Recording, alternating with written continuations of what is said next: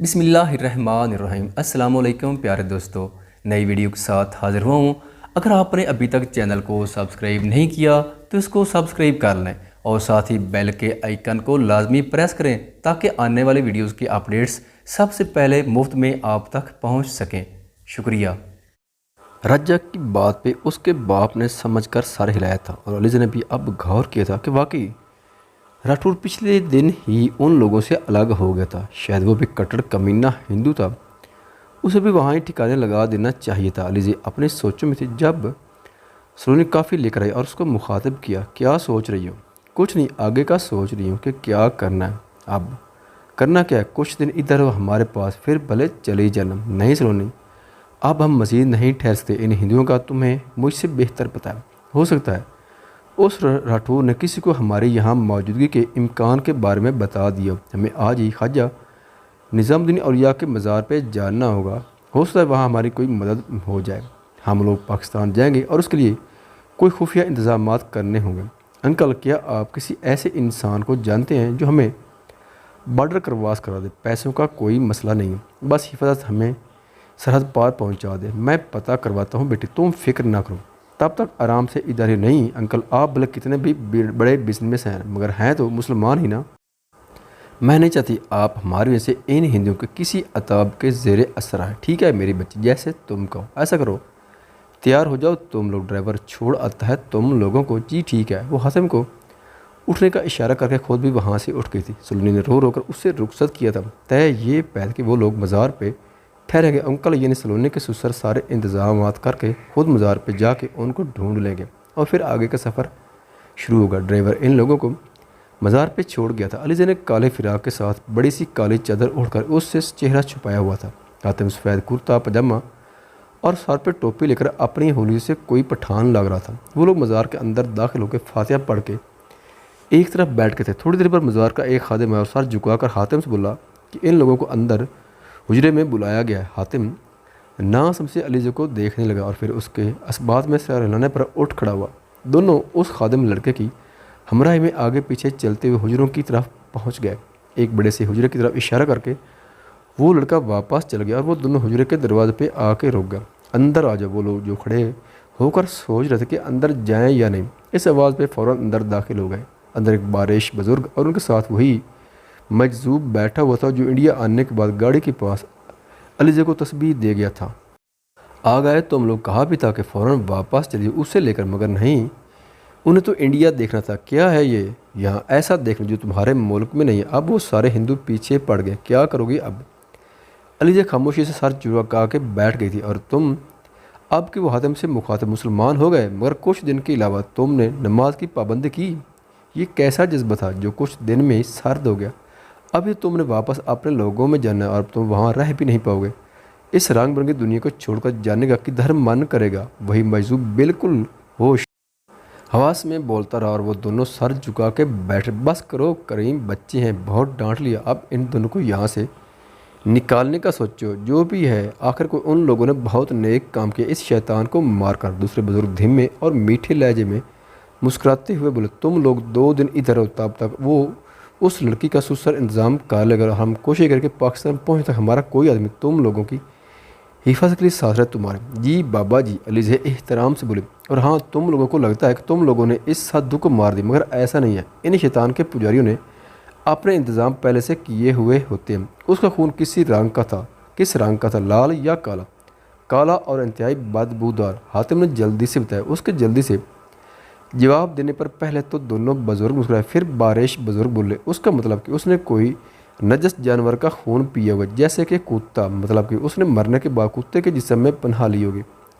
ये काले इल्म वाले अपने रूहें एक जिस्म से दूसरे रूह में मुंतकिल करती है ताकि अगर एक जिस्म की मौत हो जाए तो दूसरे जिस्म में पनाह ले सके। इस साधु की मौत अचानक हुई, इसलिए उसे मौका नहीं मिला रूह बदलने का और ना ही अपने बैरों को बुलाने का। इसलिए अब वो यकीन किसी आवारा कुत्ते के जिस्म में होगा।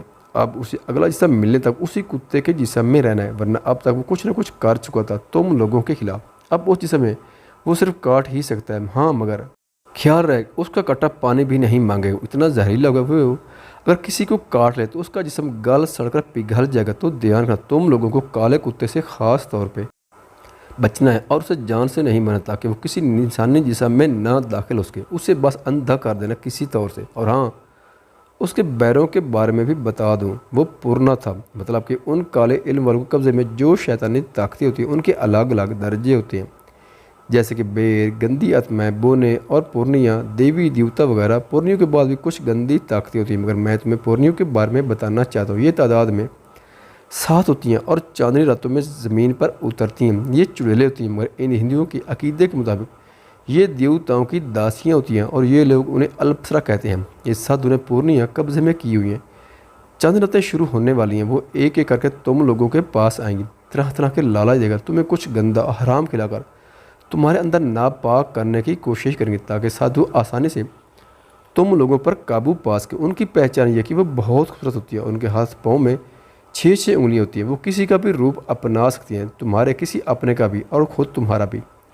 وہ ایک ساتھ نہیں آتی، سو تم لوگ آسانی سے ان کا مقابلہ کر سکو گے۔ اور ہاں، پہلی پورنی کو مارنا نہیں، بس کسی نے اس کے سیدھے ہاتھ کی آخری انگلی توڑ دینی ہے۔ مارو گے تو باقی سب ایک ساتھ آ کے حملہ کر دیں گے۔ تم لوگوں کو بہت محتاط رہنا ہے، کسی بھی دوست یا بھائی بہن پر بھی اعتبار نہیں کرنا۔ پہچان تو بتا دی تمہیں، اب آگے تمہارا کام شروع ہوگا۔ نماز کی پابندی کرو اور بچے، تم 2 دن میرے پاس رہ کر اسلام کی تعلیمات سیکھو گے۔ جی بابا جی، جاؤ۔ اب باہر لڑکا کھڑا ہے، وہ تم دونوں کو رہائش کی جگہ دکھا دے گا۔ دونوں کو الگ الگ کمرے دیے گئے تھے، چھوٹے چھوٹے صاف ستھرے کمرے، بنا کسی فرنیچر کے۔ فرش پہ قالین بچھا ہوا تھا اور ایک کونے میں پانی کا گھڑا رکھا ہوا تھا۔ علیزے کے لیے یہ بھی نیا تجربہ تھا زمین پہ سونے کا۔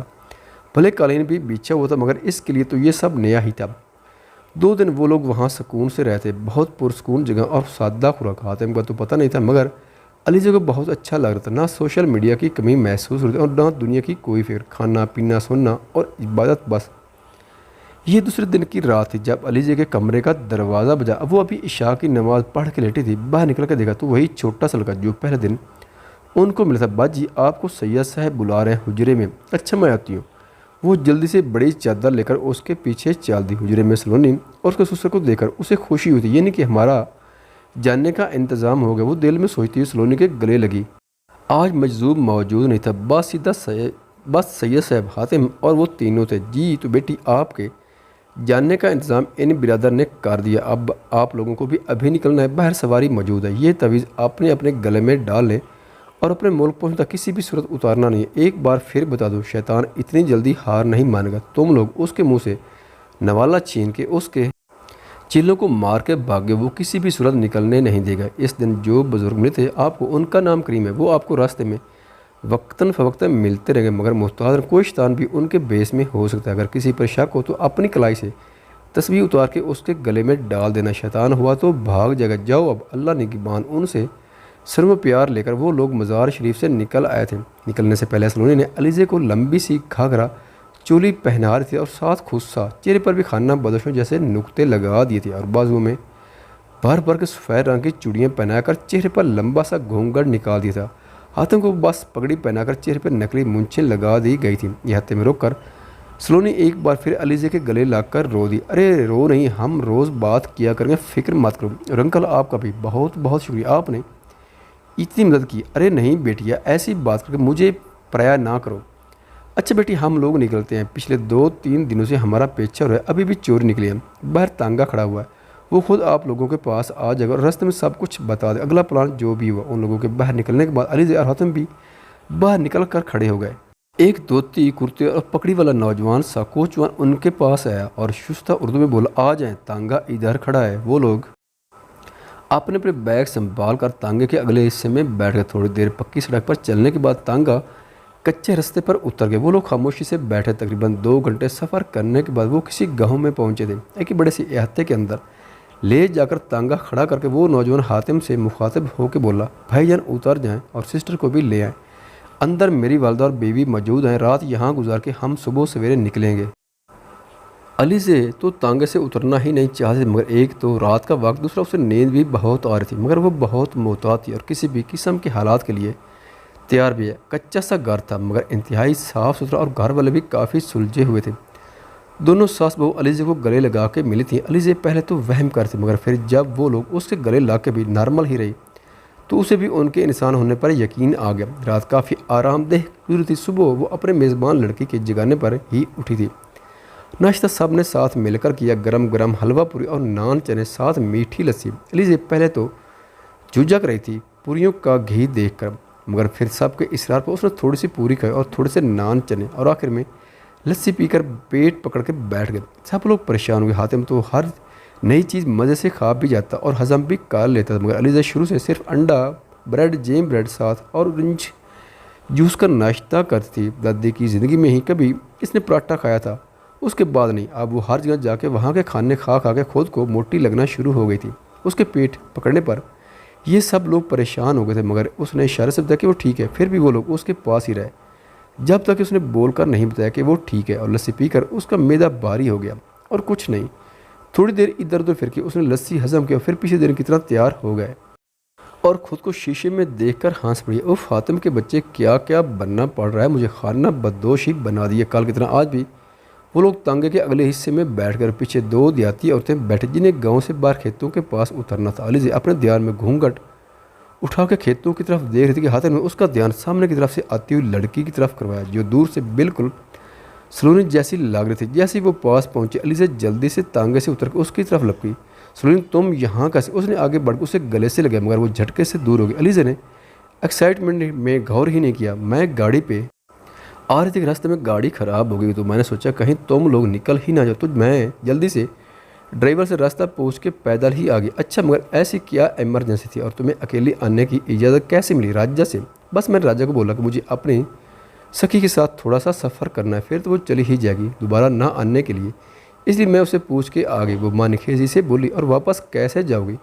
علیزہ پریشان ہو کے بولی، ارے تم پریشان نہ ہو، میں چلی جاؤں گی، مگر کیسے؟ یہی تو پوچھ رہی ہوں۔ علیزہ ابھی بھی مطمئن نہیں ہوتی۔ ارے دیوی، میں چلی جاؤں گی، ڈرائیور کو بلا کے، اگر تمہیں میرا آنا اچھا نہیں تو میں واپس چلی جاتی ہوں، ادھر ہی اتار دو مجھے۔ ارے ایسی بات نہیں ہے، اور تم اتنی دور کیوں بیٹھی؟ پاس ہو کے بیٹھو نا میرے۔ ارے نہیں، مجھے گرمی لگ رہی، میں ادھر ہی ٹھیک ہوں، اور ہاں میں تمہارے لیے کچھ بنا کے لائی ہوں اپنے ہاتھوں سے، یہ لو کھاؤ اور بتاؤ کیسے بنے۔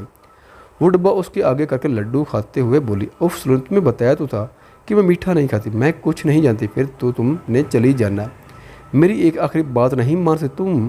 وہ ٹھنکی، کھاؤ نا پلیز، اور حاتم کو بھی کھلاؤ۔ اس نے ڈبہ علیزہ کی طرف بڑھایا۔ ڈبے کی طرف دیکھتے ہوئے بے اختیار علیزہ کی نظر اس کے گورے گورے ہاتھوں پر پڑے اور ساتھ ہی 6 انگلیوں پر۔ اوف خدایا، یہ تو پورنی ہے۔ علیزہ کا دل ایک دم زور زور سے دھڑکنے لگا۔ اچھا رکو بھیا، ذرا تانگا سائڈ پہ لگے، حاتم تم پیچھے آنا ذرا۔ علیزہ بات کرتے ہوئے اس کے چہرے کو غور سے دیکھنے لگی جہاں معنی خیز سی مسکراہٹ تھی۔ حاتم اتر کے پیچھے آئے۔ یہ ڈبہ پکڑو ذرا سلونی سے، میں پہلے اپنے دوست کا شکریہ ادا کروں گی۔ حاتم نے آگے بڑھ کر ڈبہ پکڑا اور اسی دم علیزہ نے آگے ہو کر سلونی کے ہاتھوں کی انگلیوں میں اپنی انگلیاں پھنسا دی، اور جب تک سلونی کچھ سمجھتی تڑاک کی آواز آئی تھی اور وہ اونچی آواز سے چلائے، تم کیا سمجھے گی پورنی کہ تم میری دوست بن کے آؤ گی اور یہ حرام کے لڈو کھلا کے چلی جاؤ گی؟ سلونی اتنی دور نہیں بیٹھتی مجھ سے، نہ وہ گلے لا کے دور ہوتی اور نہ ہی حاتم کا نام لیتی ہے۔ تمہیں لگا کہ میں اپنے دوست کی عادتیں نہیں پہچانتی؟ وہ اپنے ہاتھ چھپانے کی کوشش کر رہی تھی، اس کا چہرہ بگڑنے لگا تھا اور آوازیں بھی ڈراؤنے سے نکالنے لگی تھی۔ علیزہ اندر سے ڈر رہی تھی کہ کہیں وہ کاٹ ہی نہ لائے اسے، مگر وہ تو خود کے ہاتھ چھڑوا رہی تھی۔ جیسے علیزہ نے ہاتھ چھڑا، وہ اسے خونی نظروں سے دیکھتی ہوئی چھپاک سے غائب ہو گئی۔ اس کے غائب ہوتے ہی لڈو کے ڈبے میں لمبے لمبے کیڑے کل بلانے لگے۔ حاتم نے جلدی سے ڈبہ کھیت میں پھینک کر ہاتھ جھٹکے۔ علیزہ کا خود کا دل ابھی تک کانپ رہا تھا، مگر وہ بظاہر مسکراتی ہوئی اتر کے آگے جا کر بیٹھ گیا۔ حاتم جو منہ کھول کے کھڑا تھا فٹافٹ آ کے بیٹھا اور تانگے والے نے تانگا چلا دیے۔ کچھ دیر تک تو تینوں خاموشی سے سفر کرتے رہے، پھر علیزہ ہی اکتا کے بولی، بھیا ہم کتنے دن میں پاکستان پہنچ جائیں گے؟ اس تانگے پہ وہ بیچارہ شرمندہ ہو گیا۔ سورج دی، میں تو گاڑی پہ ہی آنا چاہ، مگر مالک نے بولا کہ حلیے بدل کر تانگے پہ جاؤ تاکہ کوئی پہچانے نہ۔ اب تو پہچان لیا ہے نا، اب گاڑی منگوا لو پلیز۔ وہ جل کر بولی، جی دیدی میں کرتا ہوں کال۔ حاتم ہنسی رکتا ہوا کھیتوں کو غور غور سے دیکھ رہا تھا۔ تم کیا ڈھونڈ رہے ہو کھیتوں میں؟ اب حاتم کی کلاس لگنے لگی تھی۔ کچھ بھی نہیں، وہ کہہ کر جلدی سے کوچوان سے بات کرنے لگے، کہیں اس کی عزت کا فلودہ نہ ہو جائے۔ بھائی ہم کہاں جا رہے؟ میرے مطلب کس جگہ سے؟ ہم پاکستان کا بارڈر کراس کریں گے، فیروز پور سے فیروز پور تک میں آپ لوگوں کے ساتھ جاؤں گا، وہاں سے دوسرا بندہ زمین 2 سرنگ کے ذریعے آپ لوگوں کو قصور لے کر جا کر چھوڑے گا، وہاں سے آپ جدھر بھی جاننا چاہیں آپ کی مرضی۔ علیزہ تمہیں پتہ ہے قصور کس جگہ؟ پاکستان میں؟ ہاں میں جانتی ہوں، ویسے بھی ہم نے لاہور ہی جانا، چلو اچھا ہے، وہاں سے آسانی سے چلے جائیں گے، وہ بھی مطمئن ہو کر بولی۔